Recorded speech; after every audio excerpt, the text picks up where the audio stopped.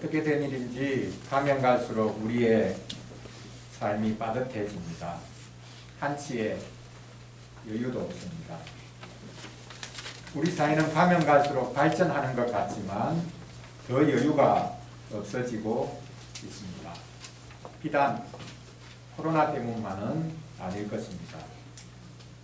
자본주의가 아무리 발전해도 우리는 여유가 없어집니다. 월급이 들어오는 즉시로 모든 것이 다 한순간에 빠져 나갑니다. 아무리 돈을 많이 벌어도 많이 쓰게 만드니 여유가 없습니다. 수많은 기기들 또 가전제품들이 있어서 우리의 노동시간을 단축시켜 주지만 그렇다고 여유가 생기는 것이 아닙니다. 현대 자본주의 시스템은 사람을 끝없이 뺑뺑이 돌립니다. 느리게 살 수 없는 사회, 쉴 수 없는 사회가 되었습니다. 오늘 시편 65편 말씀을 보면 하나님께서는 넉넉하신 분이다. 그 넉넉함으로 우리에게 필요한 것들을 공급해 주신다 라고 노래하고 있습니다. 하나님 자신만 넉넉하신 것이 아니라 그 넉넉함을 우리에게 안겨주신다고 말씀합니다. 그래서 우리도 넉넉해진다 라고 노래하고 있습니다. 오늘 시편을 가지고 하나님의 넉넉함이 우리의 넉넉함이 된다라는 주제로 말씀을 전하려고 합니다. 하나님이 뭐가 넉넉하신가 라는 것을 세 가지로 살펴보겠습니다. 첫째로 하나님은 죄악을 넉넉히 이기십니다. 둘째로 하나님은 소동을 넉넉히 진정하십니다. 셋째로 하나님께서는 그 넉넉함으로 물을 넉넉히 베어 주십니다. 모든 죄악을 넉넉히 이기시고 모든 소요를 넉넉히 진정시키시고 또 우리에게 필요한 일용할 양식을 주시기 위해서 물을 넉넉히 이 땅에 베어 주신다 라고 오늘 시편에서 노래하고 있습니다.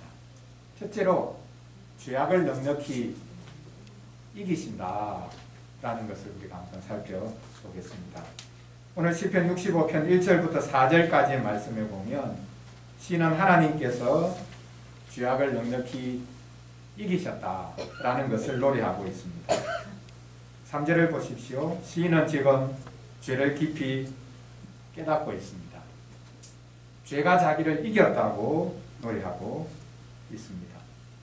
죄악이 자기의 목을 지금 쥐고 있다라고 생각을 하고 있는 것입니다. 레슬링을 보면 상대의 목과 다리를 꼭 쥐어서 꼼짝달싹하지 못하게 하면 이기는 것을 볼 수 있는데요. 바로 그렇게 죄가 우리를 이겼다. 우리의 목을 짓누르고 있다. 우리의 목과 다리를 꼭 쥐고 있다. 라고 지금 시인이 노래하고 있습니다. 이것이 바로 인생의 모습이라는 것입니다. 세상에서 다른 사람을 이기고 성공한 사람도 사실 죄에게 진 사람입니다. 죄를 이길 수 있는 사람이 없습니다. 아이러니하게도 기독교인들도 사실 죄에게 진 사람이죠. 그러나 자기가 죄에게 졌다는 것을 아는 사람이 기독교인입니다. 기독교인이 아닌 사람은 죄를 먹고 마셔도 자기가 그 죄를 이길 수 있다고 심지어 생각하고 그 죄가 자기를 짓누르고 있다는 것은 알지 못합니다. 오직 기독교인들만이 고백할 수 있는 것, 그것이 죄입니다. 죄가 나를 이겼습니다. 저는 죄를 이길 수가 없습니다. 고백하는 사람들이 기독교인입니다. 기독교인은 죄가 자기를 이겼지만 자기의 죄와 허물을 주님께서 용서해 주셨다라는 사실을 또한 아는 사람입니다. 3절을 다시 보십시오. 시인은 죄악이 자기를 이겼다고 노래하기 시작했지만 바로 이어서 우리의 허물을 주께서 사하셨습니다 라는 노래 가사로 나아가고 있습니다. 자, 여기 죄악이 나를 이겼다. 그런데 우리의 허물을 주님께서 용서하셨다라고 말합니다. 나의 죄와 우리의 허물이 다르지 않습니다. 나를 이긴 그 죄악, 그러나 우리의 허물을 용서하시는 하나님, 나와 우리가 여기 같이 나오고 있습니다. 나의 죄가 큰데 하나님은 우리의 허물을 용서하여 주신다라고 노래하고 있습니다. 기독교인은 자기 자신만 집중하지 않습니다. 우리는 성도들과 함께 우리의 죄와 허물을 고백합니다. 그것이 바로 우리가 공예배 드릴 때마다 가지고 있는 순서, 십계명 낭독, 그리고 죄의 고백, 또 용서의 말씀의 선포입니다. 왜 이렇게 예배 때마다 이 순서를 우리가 반복하는 것입니까? 십계명 이미 다 알고 있습니다. 회개 기도하는 거 자꾸 하다 보면 습관이 됩니다. 용서의 말씀, 그것도 뻔히 아는 말씀입니다. 한 달에 한 번 정도 하면 되지 굳이 그 순서를 예배 때마다 계속 반복할 이유가 어디에 있는가 라고 생각할 수도 있습니다. 개인적으로 회개 기도하면 충분하지 않나 라고 생각할 수도 있습니다. 하지만 우리는 예배 때마다 함께 언약의 말씀을 듣고 함께 회개하고 함께 용서의 말씀을 듣습니다. 나 혼자가 아니라 개인적으로가 아니라 우리가 회중에 속해서 함께 하나님 앞에서 이 말씀을 듣고 회개하고 또 용서의 말씀을 선포받습니다. 다른 성도들의 죄가 곧 나의 죄이고 나의 죄가 또한 다른 성도의 죄라고 고백하면서 우리는 함께 주님 앞에 용서를 간구합니다. 주님께서는 누구의 죄를 가장 쉽게 그리고 흔쾌히 용서해 주시겠습니까? 다른 사람보다 더 열심히 회개하고 부르짖는 사람의 죄를 용서해 주시겠습니까? 아닙니다. 다른 성도의 죄가 곧 나의 죄라고 고백하는 그 성도를 하나님께서는 용서하시고 받아주십니다. 다른 성도들은 개의치 않고 나는 홀로 하나님 앞에 나아가 보겠다라고 하는 사람의 죄를 하나님께서는 결코 용서해 주지 않으십니다. 함께 우리가 죄인임을 고백하고 함께 그리스도의 그 긍휼을 간절히 구할 때 하나님께서는 우리의 죄를 기쁨으로 용서해 주십니다. 하나님께 죄를 용서받은 사람은 복이 있습니다. 그들은 이제 교회에 마음껏 오르내릴 수 있습니다. 바로 이것이 4절에서 노래하고 있는 것이죠.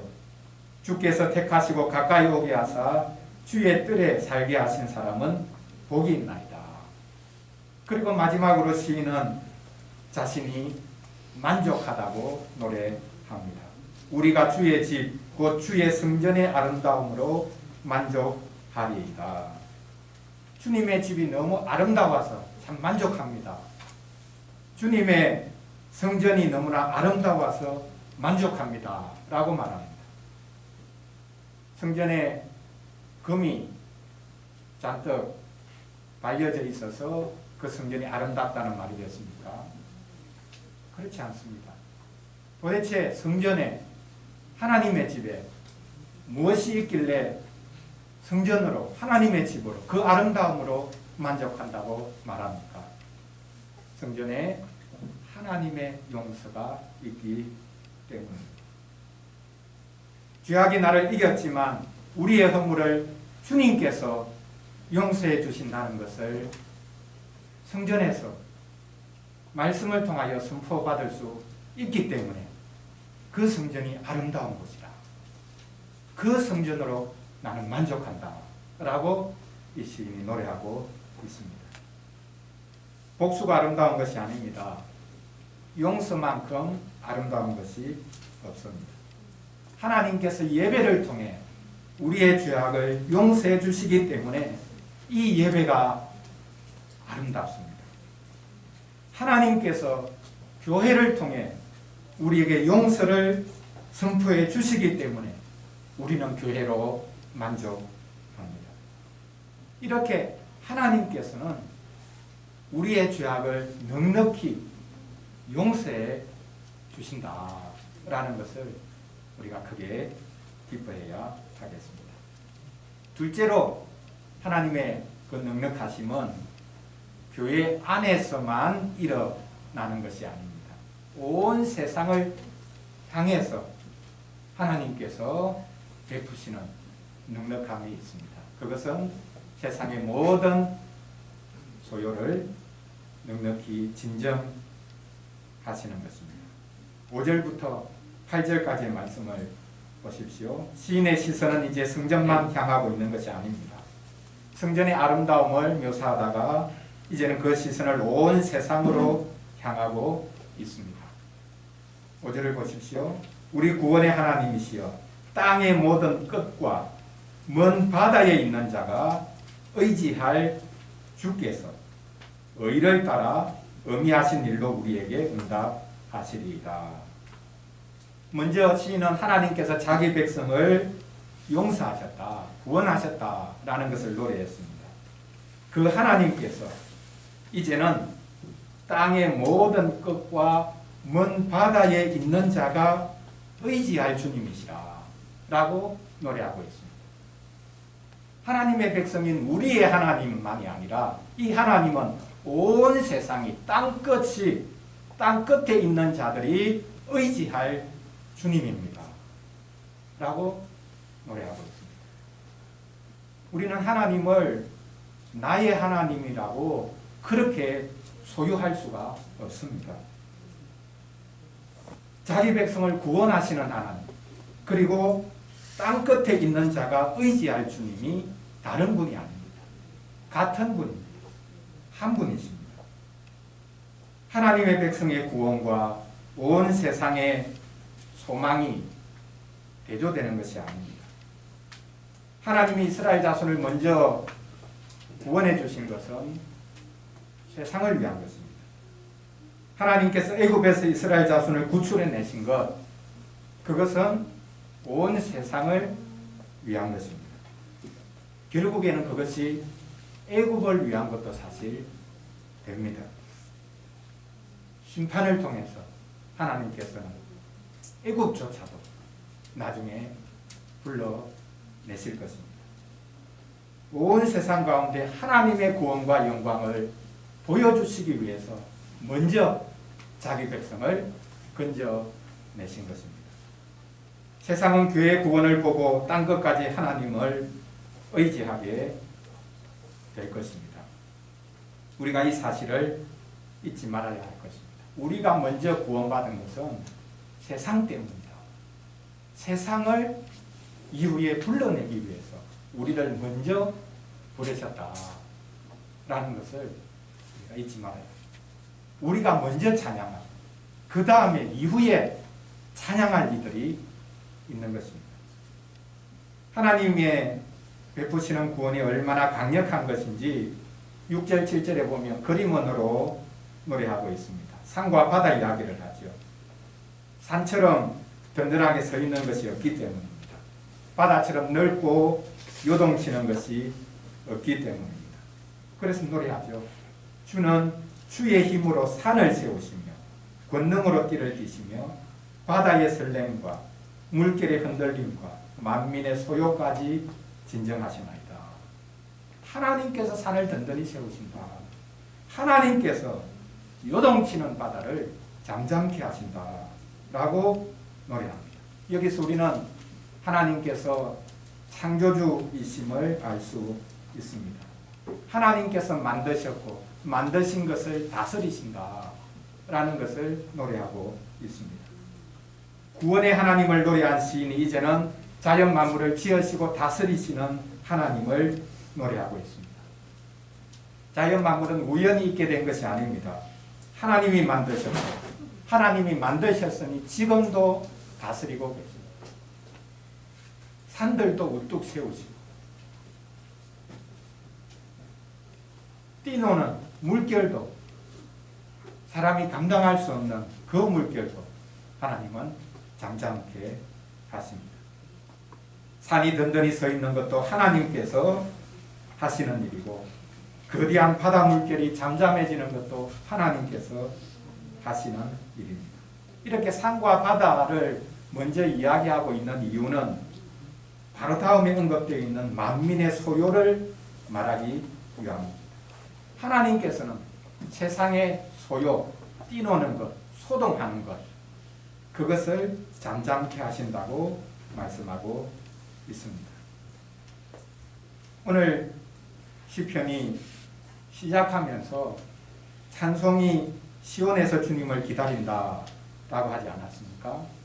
이것을 좀 더 정확하게 번역을 해보자면 시온에서 찬송받으실 주님께 잠잠함이 합당합니다.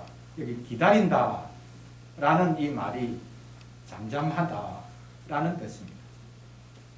온 세상 만물이 하나님 앞에 잠잠하다. 우리가 먼저 하나님 앞에 잠잠하겠습니다. 라는 고백입니다. 우리는 하나님 앞에서 잠잠히 기다릴 수 있어야 합니다. 찬송도 소리치는 것이지만 목소리로 말을 하는 것이지만 그 찬송조차도 하나님을 잠잠히 기다리는 것이어야 합니다. 감정이 흥분되어서 소리를 높이 지른다고 그 찬송을 하나님이 기쁘게 받으시는 것이 아닙니다. 잠잠히 하나님을 바라보면서 읊어대는 그 찬송을 하나님은 기쁘게 받으십니다. 그래서 찬송도 하나님 앞에서 잠잠해지는 것입니다. 그리고 뒤에 언급하는 서원도 기도도 하나님 앞에 따지는 것이 아니라 하나님 앞에 잠잠해지는 것입니다. 이렇게 교회가 잠잠히 하나님을 기다리면 온 세상도 하나님 앞에서 잠잠히 기다릴 수 있게 될 것입니다. 아니, 온 세상은 하나님 앞에서 잠잠해지게 될 것입니다. 하나님께서는 온 세상이 뛰노는 것, 온 세상이 소동하는 것, 그것도 다 잠잠케 하실 수 있는 분이다. 이것이 하나님의 넉넉하십니다. 라는 것을 우리가 알아야 하겠습니다. 마지막 셋째로 하나님의 넉넉함은 자기 백성에게 먹을 것을 주시는 것입니다. 일용할 양식을 주시는 것입니다. 그래서 일용할 양식을 주시기 위해서 가장 먼저 하시는 일이 무엇인가? 물을 넉넉히 되어 주신다고 말씀하고 있습니다. 9절부터 마지막 절까지 말씀해 보면 이제 시인이 하나님을 농부에 비유하고 있는 것을 볼 수 있습니다. 하나님은 물을 넉넉하게 되어 주시는 농부와 같습니다. 이스라엘 자손들은 가나안 땅에 들어가서 살면서 농사를 지어야 했습니다. 햇빛이 필요했습니다. 그리고 더더욱 필요한 것은 물이었습니다. 팔레스틴 땅은 우기와 금기가 뚜렷이 나누어져 있어서 더더욱 하늘에서 내리는 물, 비를 간절히 기다릴 수밖에 없는 땅이었습니다. 구약 성경에 보면 비를 말하면서 이른 비와 늦은 비라는 표현을 종종 쓰고 있습니다. 시적인 표현 정도가 아닙니다. 실제로 팔레스틴 땅은 6개월 가까이나 건기가 계속되기 때문에 땅이 바짝 마릅니다. 생명이 하나도 없는 것처럼 보입니다. 씨를 뿌려야 되는데 이때 비가 필요하죠. 땅을 촉촉이 적셔서 씨를 뿌릴 수 있도록 해주는 비, 그것이 이런 비입니다. 그리고 이제 그 비로 말미암아 싹이 나고 이제 조금씩 자라고 하는데 나중에 열매 맺을 때가 오지요. 이때 풍성한 비가, 햇볕뿐만 아니라 비가 필요합니다. 그 비가 바로 늦은 비입니다. 열매를 맺어야 할 때 넉넉히 내리는 그 늦은 비가 필요합니다. 그래서 이런 비도 필요하고 늦은 비도 필요하죠. 씨를 뿌리기 위해서 이런 비가 필요하고 열매를 맺기 위해서 늦은 비가 필요한 것입니다. 바로 이렇게 물이 넉넉하게 필요한데 누가 이 물을, 비를 내려주는가? 가난한 사람들은 바알이 그 비를 내려준다고 생각해서 바알을 섬겼습니다. 그러나 오늘 시인은 그렇지 않다고 말하고 있죠. 하나님께서 물을 넉넉하게 되어주신다라고 노래하고 있습니다. 제가 시골에서 자랄 때 모내기철이 되면 농부들이 얼마나 간절해지는지 바빠지는지 자주 보았습니다. 지금 남부지방에서는 이제 지금부터 모내기가 이제 시작이 되는데요. 먼저 논에 이제 물을 대어줘야 되죠. 그러면 새벽같이 농부들이 달려나갑니다. 자기 논으로 달려나갑니다. 왜? 가까운 곳에 흐르는 수로에 있는 물을 자기 논으로 이제 끌어대야 되기 때문에 서로 그 물을 자기 논으로 대기 위해서 막 새벽같이 나가서 막 서로 싸우기도 합니다. 그 정도로 물이 없으면 모내기를 할 수가 없거든요. 자기 논에 물을 대지 않으면 모내기를 할 수가 없습니다. 이것이 바로 9절에서 노래하고 있는 것입니다. 새벽같이 나가서 자기 논, 자기 밭에 물을 넉넉히 대는 것. 바로 이것이 하나님께서 하시는 일이라고 노래하고 있습니다. 시인은 하나님의 강에 물이 가득하게 하신다라고 노래하고 있습니다. 팔레스틴 땅은 1년 단위로 마르고 비가 오는 것이 반복되지만 하나님의 강에는 물이 넉넉하다고 노래하고 있습니다.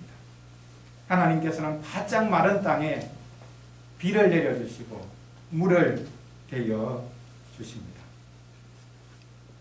자기 백성에게도 이 물을 대어 주시죠. 그것이 바로 시편 1편에서 노래하고 있는 것 아닙니까? 복 있는 사람은 시냇가에 심은 나무와 같다. 그래서 사시사철 열매를 맺게 된다라고 노래하고 있습니다. 하나님의 백성은 메마른 땅에 있는 나무를 하나님이 뽑으셔서 하나님의 강둑에 심으신 자들입니다. 이것과 마찬가지로 하나님은 자기 백성을 하나님의 강둑에 늘 사시사철 물이 흐르는 그 하나님의 강둑에 심어주실 뿐만 아니라 하나님의 백성에게도 일용할 양식을 주시기 위해서 그들이 사는 땅에 물을 지속적으로 공급해 주신다라고 노래하고 있습니다. 물을 대어주는 이야기를 하다가 11절, 12절에 보면 기름 이야기도 합니다. 기름방울이 떨어진다. 주님의 길에 기름방울이 떨어진다고 노래합니다. 농가 밭의 일황만이 아니라 초장에도 기름방울이 떨어진다고 노래합니다. 산들이 기쁨으로 띠를 띄었다라고 하는 것도 이 문맥을 보면 산에 기름방울이 떨어지는 것을 묘사하는 것입니다. 이스라엘 자손들이 사는 팔레스틴 땅 전체에 기름이 뚝뚝 떨어진다. 이런 말입니다. 이 기름이 무엇이겠습니까? 팔레스틴에 무슨 석유가 난다는 이야기겠습니까? 그렇지 않습니다. 여기서 말하는 기름방울이 바로 앞에서 계속 이야기해왔던 물입니다. 사막에서는 물이 석유보다 훨씬 더 귀한 거죠. 물 없는 곳에 석유가 많으면 뭐합니까? 뭐 석유 팔아서 물 사 먹지. 요즘엔 물 많이 사 먹으면 되니까. 그런지 모르겠지만 물이 석유보다 훨씬 귀한 것이고 그게 생명이죠. 그래서 기름방울이 떨어진다라는 이것은 하나님이 내리시는 비로 말미암아 팔레스틴 땅 전체가 촉촉히 적셔지고 정말 기름이 넘쳐나는 그런 것과 같다고 지금 노래하고 있는 것입니다. 마지막 절에서 노래하고 있듯이 하나님이 내려주시는 이 기름방울 같은 비로 인해서 팔레스틴 땅 전체가 양떼로 덮입니다.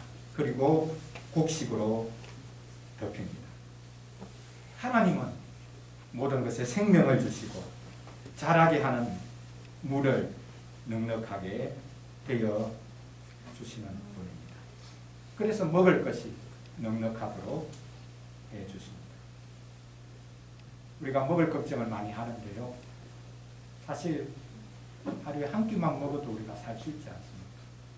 얼마나 많이 먹으려고 우리가 많은 것을 벌고 많은 것을 소유해야 하는 것입니다. 하나님께서는 이 땅에 살고 있는 모든 사람들이 다 먹고 마실 수 있는 충분한 양식을 공급해 주시는 분입니다. 그래서 어린이를 위한 질문 3번 문장처럼 하나님은 영적인 것만을 우리에게 공급해 주시는 분이 아니라 일용할 양식도 주십니다. 영육간에 필요한 모든 것들을 하나님은 공급해 주시는 분입니다. 사랑하는 성도 여러분, 하나님은 넉넉하신 분입니다. 하나님은 늘 쪼달리기 때문에 우리의 것을 착취해 가시는 분이 아닙니다. 하나님은 넉넉하시기 때문에 그 넉넉함으로 우리를 초대하십니다. 오늘 본문에서 이 시편에서 노래하고 있는 세 가지를 기억하십시오. 하나님께서는 우리의 죄를 넉넉히 용서해 주시고 이 땅의 모든 소란을 넉넉하게 진정시켜 주시고 또한 물을 넉넉하게 되어 주십니다. 그래서 이제 우리는 오늘 시편 2절에서 노래하고 있듯이 모든 육체가 주님께 나아오기를 구해야 하겠습니다. 우리는 모든 육체가 넉넉하신 그 하나님께 나아오기를 구해야 하겠습니다. 기도를 들으시는 주여, 모든 육체가 주께 나아오리이다. 여기 분명한 대조가 있죠. 모든 육체 그리고 기도를 들으시는 넉넉하신 하나님. 이것이 지금 대조되어 있습니다. 시인은 의도적으로 사람을 육체라는 용어를 가지고 표현을 했습니다. 왜냐하면 이 육체라는 용어는 너무나 연약하고 유한하고 죄인인 우리의 육체를 가리키기 때문에 그런 연약하고 유한하고 죄악으로 가득한 우리 인생, 우리 육체를 하나님께서는 부르셔서 자신의 넉넉함으로 채워주신다고 노래하고 있습니다. 우리의 자원이 바닥났는데 어떻게 우리의 노력으로 구원을 얻을 수 있겠습니까? 우리의 노력으로 우리의 필요를 어떻게 스스로 채워갈 수 있겠습니까? 우리의 자원이 바닥났다면 우리의 밖으로부터 자원을 빌어와야 되지요. 석유나 가스가 아니라 그렇다고 태양열이나 지열 풍력이 아니라 우리가 끝없이 끌어다 쓸 수 있는 자원이 있습니다. 그것이 바로 하나님의 넉넉하십니다. 우리는 하나님의 넉넉함에 의지하여 살아가야 할 것입니다.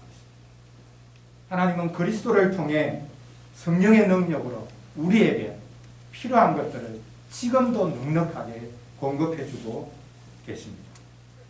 하나님의 그 끊이지 않는 죄 용서, 하나님의 그 쇠하지 않는 안정, 또 하나님이 베풀어 주시는 그 마르지 않는 양식, 그것을 우리는 공급받을 수가 있습니다. 그래서 이제 우리가 이 2절을 같이 크게 한번 외쳐보면 좋겠습니다.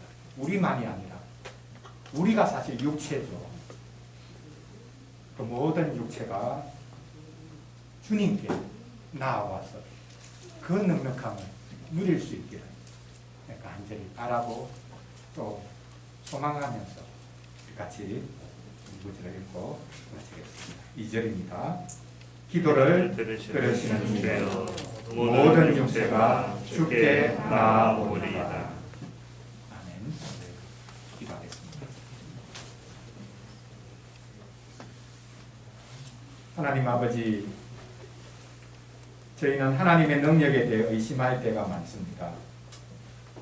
나에게 직접적으로 도움을 베풀어 주지 않으시면 하나님이 능력 없는 분이라고 생각합니다.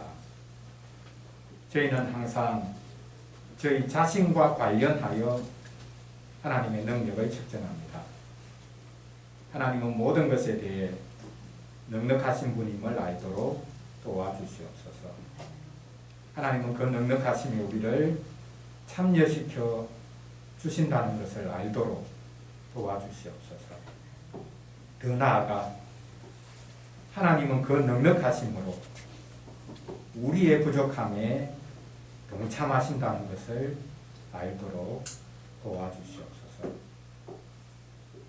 하나님은 그 넉넉하심으로 무엇보다 우리의 죄를 용서하시니 감사합니다. 가면 갈수록 나 자신의 죄인됨과 하나님의 용서해 주심을 깊이 경험할 수 있도록 도와주시옵소서. 하나님은 그 넉넉하심으로 온 세상의 소란과 소요를 잠재울 수 있다고 하시니 감사합니다. 저희가 요동치지 않고 하나님을 잠잠히 기다릴 수 있도록 도와주시옵소서. 하나님은 그 넉넉하심으로 우리의 육체의 물질적인 필요까지 채워준다고 하시니 감사합니다. 바로 옆에 계신 예수 그리스도를 통해 우리의 필요를 늘 보고 알고 채워주시니 감사합니다. 하나님 우리의 육체적인 필요를 넉넉히 채우실 것을 믿고 주님과 함께 일하도록 도와주시옵소서. 이 모든 것을 하나님의 넉넉하신 우리 주 예수 그리스도 이름으로 기도합니다.